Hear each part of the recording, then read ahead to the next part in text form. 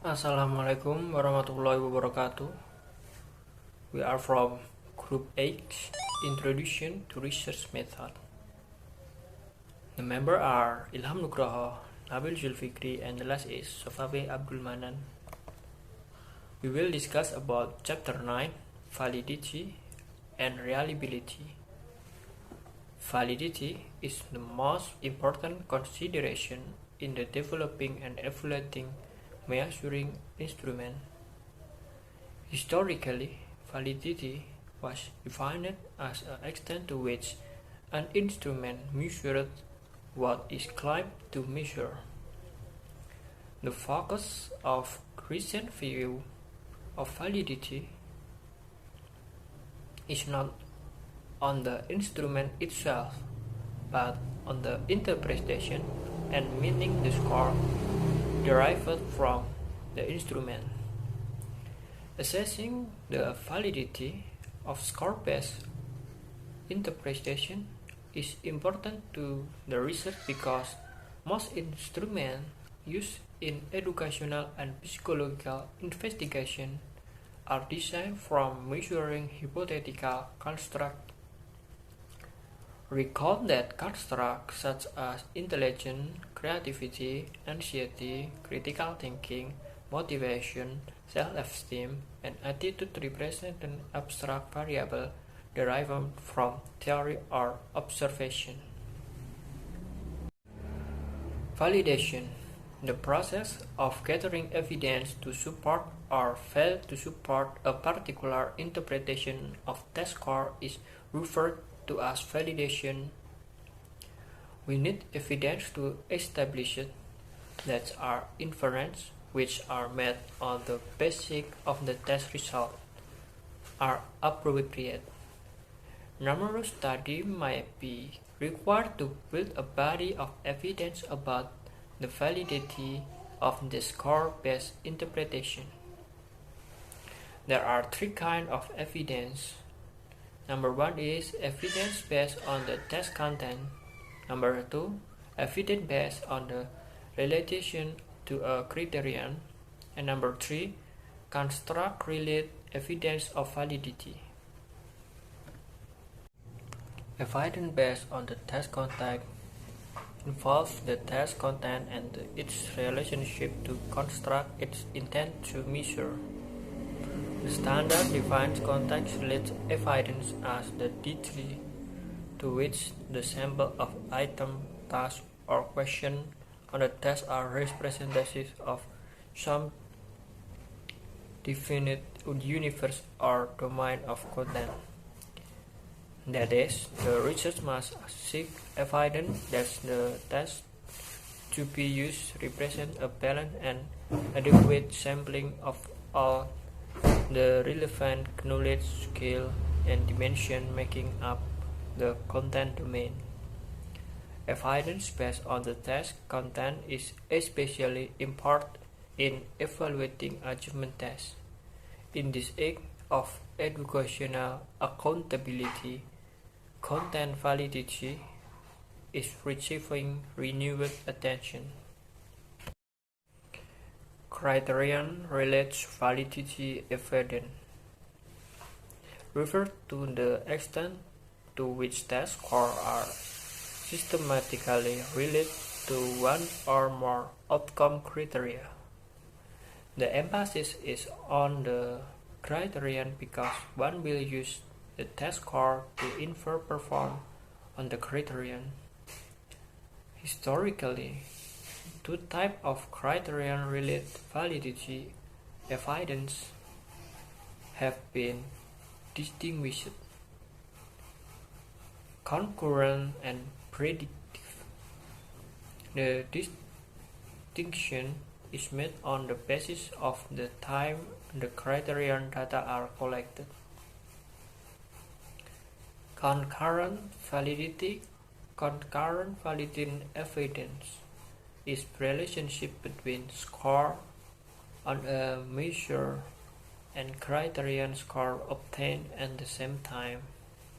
Assume researchers have developed a foreign language aptitude test and need evidence that the test really measures foreign language aptitude.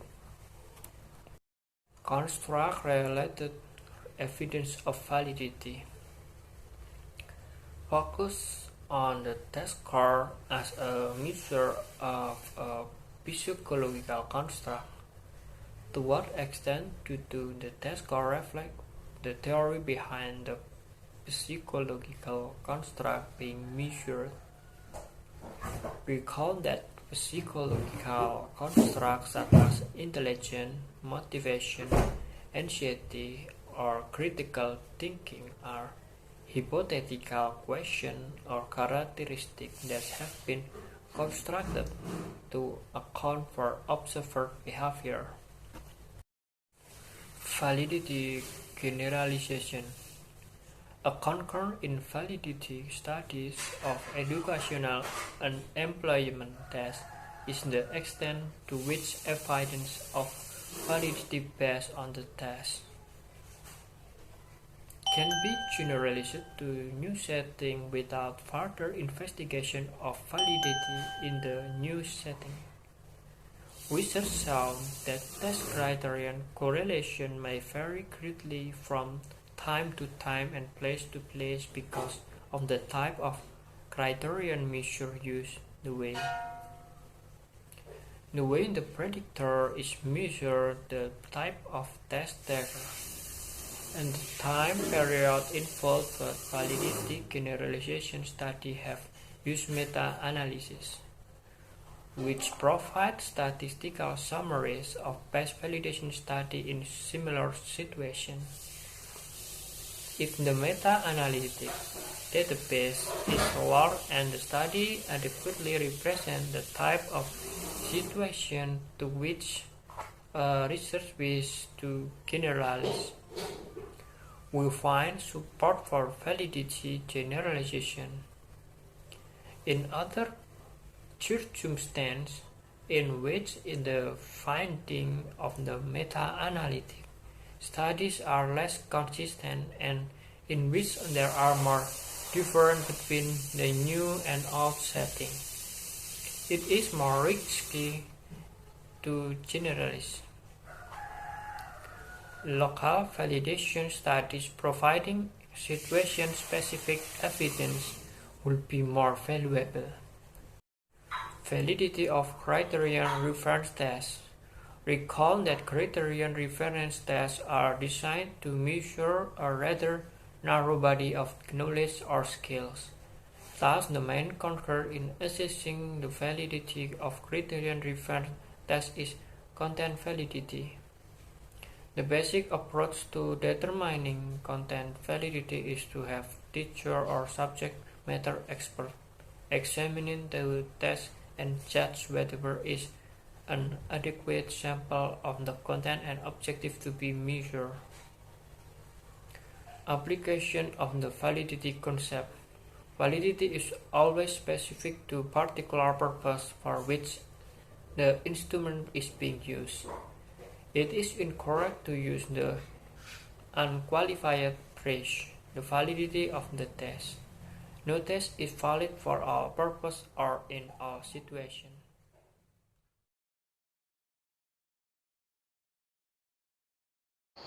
I will explain about reliability. The reliability of a measuring instrument is the degree of consistency with which is measured whatever it is measuring. This quality is essential in any kind of measurement. Psychologists and educators are concerned about the consistency of their measuring device when they attempt to measure such complex constructs as scholastic aptitude, achievement, motivation, anxiety, and the like. When at the theoretical level, reliability is concerned with the effect of error on the consistency of scores. In this world, measurement always involves some error. There are two kinds of errors: random error of measurement and systematic error of measurement. Sort of random error. Chance or random error that leads to inconsistencies in score can come from three sorts. The individual being measured may be a sort of error. The administration of the measuring instrument may introduce error. The instrument may be a source of error. Reliability is concerned with the effect of such random error of measurement on the consistency of score, but some errors involved in measurement are predictable or systematic. Using the example of the baseball throw, imagine a situation in which the instructions for the throw are given in English, but not all the subject understand English. In this instance, you are measuring not only baseball throwing skill but also in part English comprehension. To decide whether you are dealing with reliability or validity, you determine whether you are considering random error or systematic error. Relationship between reliability and validity. Reliability is concerned with how consistently you are measuring whatever you are measuring. The measure might be very consistent from time to time, reliable, but this method would not yield valid inference about intelligence because circumference on the head does not correlate with any other criteria of intelligence. Nor is it predicted by any theory of intelligence, so a test can be very reliable but consistently yield scores that are meaningless. To be able to make valid inference from a test score, the test must first be consistent in measuring whatever is being measured. Reliability is necessary but not a sufficient condition for valid interpretation of test score. Equation for reliability. It is generally accepted that all measurements of human qualities contain random error. Although scientists cannot remove all this error, they do have ways to assess the aggregate magnitude of measurement error. Reliability procedures are concerned with determining the degree of inconsistency in scores caused by random error. When you administer a test to a student, you get a score which is called the observed score. If you had tested this student on some other occasion with the same instrument, you probably would not have obtained exactly the same observed score because of the influence of random error of measurement. This error-free value is called the individual true score on the test. The true score is conceptualized as the hypothetical average score resulting from any repetition of the test or alternate form of the instrument. Approaches to reliability. A test is reliable to the extent that the score made by an individual remains nearly the same in repeat measurement. That is, individual will have the same or nearly the same rank on the repeat administration. There are two ways to express the consistency of a set measurement. The first method indicates the amount of variation to be expected within a set of repeat measurement of a single individual. If it were possible to weigh an individual on 200 scale, you would get a frequency distribution of score to represent his or her weight. It would also have a standard deviation, indicating the spread. This standard deviation is called the standard error of measurement, because it is the standard deviation of the error of measuring the weight for one person. The more individuals shift in relative position, the lower test reliability. This coefficient is called a reliability coefficient. Reliability coefficient. An obvious way to estimate the reliability of a test is to administer it to the same group of individuals on two occasions and correlate the two sets of scores. The correlation coefficient obtained by this procedure is called a retest reliability coefficient. For example, a physical fitness test may be given to a class during one week and the same test given again the following week. The retest reliability coefficient because it indicates consistency of subject score over time. It's sometimes referred to as a coefficient of stability. A high coefficient tells you that you can generalize from the score a person received on one occasion to a score that person would receive if the test had been given at a different time. The error may be caused by the condition of the subject themselves or by testing condition. This practice This practice effect from the first testing will not likely be the same across all students, thus lowering the reliable estimate if the interval of time is short. There may also be a memory effect.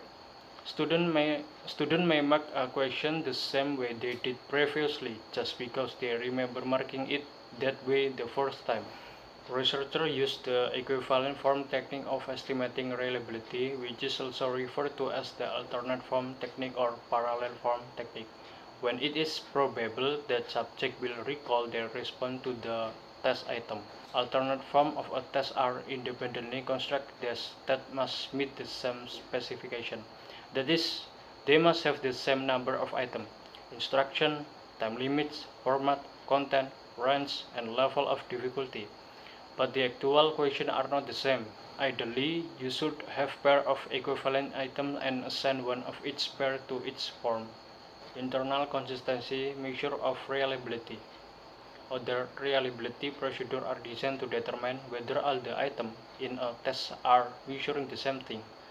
These are called the internal consistency procedure and require only a single administration of one form of a test. Split half reliability, the simplest of the internal consistency procedure, known as the split half, artificially splits the test into two halves and correlate the individual score on the two halves. Researchers administer the test to a group and later divide the items into two halves, obtain the score for each individual on the two halves, and calculate a coefficient of correlation. The split half reliability coefficient is like a coefficient of equivalence because it reflects fluctuation from one sample of item to another. If each subject has a very similar position on the two halves, the test has high reliability. If there is little consistency in position, the reliability is low. The method requires only one form of a test. There is no time lag involved, and the same physical and mental influence will be operating on the subject as they take the two halves. Hello, my name is Sufawi Abdul Manan, name 196121170. I will continue the presentation of Nabil. Interpretation of reliability coefficient. There are certain factors that influence the reliability coefficient. Unless these factors are taken into account, the interpretation of reliability will be superficial. First, the reliability of a test is partly a function of the length of the test. Second, reliability is partly a function of group heterogeneity. Third, the reliability of a test is partly a function of the ability of individuals who take the test. Fourth, reliability is a part of a function of the specific techniques used for estimation. Fifth, reliability is partly a function of the nature of the variable being measured. Sixth, reliability is influenced by the objectivity of the assessment. There is the table factors. Good reliability for an instrument is as good as or better than the reliability of competing measures. The level of reliability you need in a measure depends largely on the use of the result you are going to use.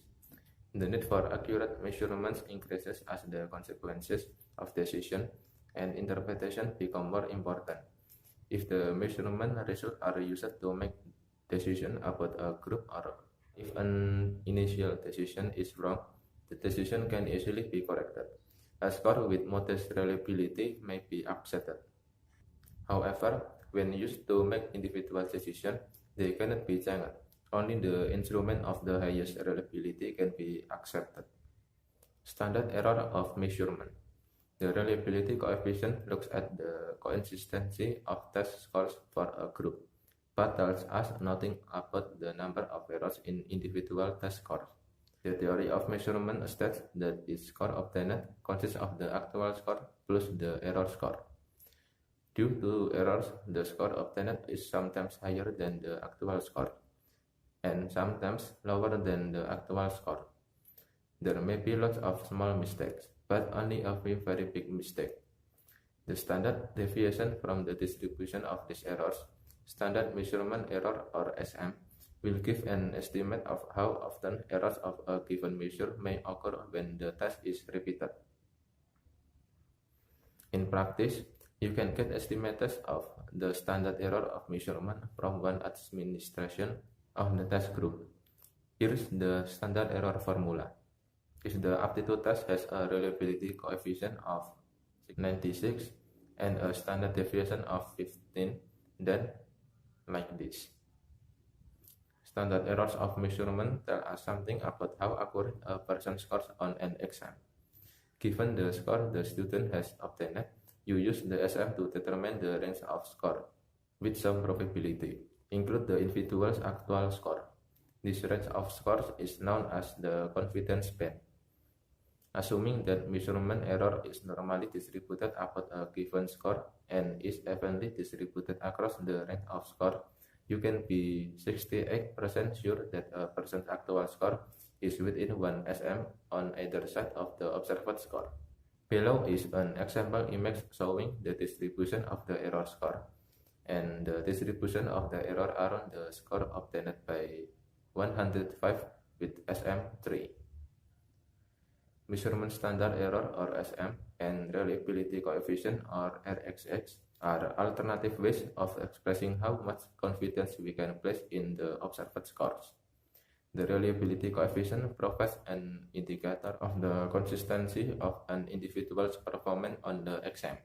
As the reliability coefficient increases, the standard error of measurement decreases. As the reliability decreases, the standard error of measurement increases.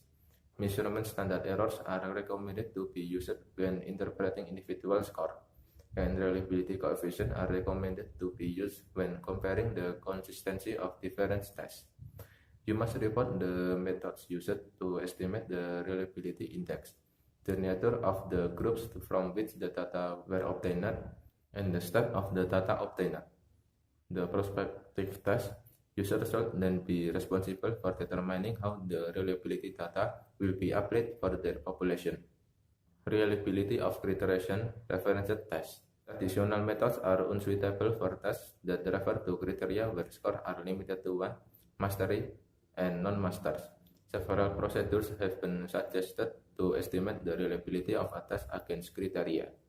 Agreement coefficient. The agreement coefficient involves giving two equivalent forms of the criteria reference test or the same test on two occasions and determining the consistency of the decision result. Consistency is expressed as the percentage of people making the same decision, mastery or non-mastery, in both forms. For example, the results shown in table 9.5 are obtained when two equivalent forms of a test that refer to criteria are given to a sample of 100 students. Agreement coefficient is the proportion of the total people consistently classified on the two forms, or like this. Some agreement in the classification as master or non-master between the two forms is expected only by chance. That is, even if the classification is randomized, some individuals are expected to be included in cell B or C of the table 9.5. Therefore, we suggest using the statistic proposed by Cohen. Kappa coefficient. First, calculate the percentage of cases that are expected to have a consistent classification even if there is no original relationship between the forms. That is, if the classification on the two forms are completely independent. This index is referred to as the expected odds agreement. The expected odds still is subtracted from the observed agreement to get an actual increase in the consistency of odds. This quantity is then divided by 1 minus PO and minus PC to find the kappa coefficient. The following is the formula for determining the kappa coefficient. The kappa starts with the observed agreement and then adjusts it for the expected coincident agreement. Since the kappa is not affected by chance agreement, it is considered a better indicator of reliability than the coefficient of agreement. P coefficient. The coefficient P, a mathematical simplification of Pearson R, when all scores are 1 or 0, is a useful measure of reliability for a criterion reference measure. Following are the formulas and examples of the P coefficient. Reliability of observational data. Reliability is also important in measuring tools that require individual adjustment or observation by other individuals. A simple way to determine the reliability of ratings is to have 2 or more observers independently rate the same behavior and then correlate the ratings of observers. The resulting correlation is called inter-rater or inter-observer reliability. Reliability can be assessed through correlational procedures in the same way they are used in retest or alternative form reliability. The second observer has the same function as the retest or alternative form in the paper and pencil test. Kappa can be used to assess the reliability of observer scores. This procedure is also useful when training observers. The coefficient can also be used to assess observer agreement with score of 0 and 1. Validity and reliability compared. Validity is a more important and comprehensive characteristic than reliability. Also, validity is not obtained directly like reliability. Assessing validity involves gathering a lot of evidence to support the interpretation of the proposed score. You should also answer questions about the suitability of the test content, the adequacy of the criteria, the definition of human traits, the specification of the behavioral domain, the theory behind the test content, and so on. Reliability, in contrast, can be investigated directly from the test data. No data beyond the required size. Figure 9.4 illustrates the difference between reliability and validity. The reliability of an instrument determines the upper limits of its validity. The scores on the test with zero reliability are completely random and therefore cannot be correlated with any criteria. The possible correlation of an instrument with criteria validity coefficient increases with increasing instrument reliability. Remember, however, that a measure can have reliability without providing a valid interpretation. It can consistently measure the wrongdoing. Below is the table 9.6 containing quotation from the 17 Mental Measurements Yearbook, which show the types of validity and reliability data available on published tests. Thank you for your attention. I hope this presentation is useful for you guys. Thank you and goodbye.